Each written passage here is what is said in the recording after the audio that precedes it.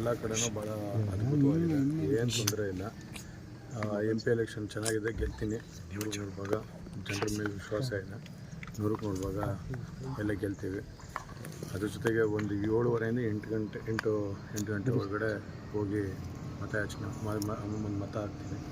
ಮತ ನಂತರ ಮಹಾದೇವರಿಗೆ ಈಗ ದೇವೇಶ್ವರ ದೇವಸ್ಥಾನಕ್ಕೆ ಬಂದು ಅಲ್ಲಿ ಆಶೀರ್ವಾದ ಪಡೆಯುವಂಥ ಕೆಲಸ ಮಾಡಿ ನಂತರ ಇವಾಗ ಮತ ಆಗುತ್ತೆ.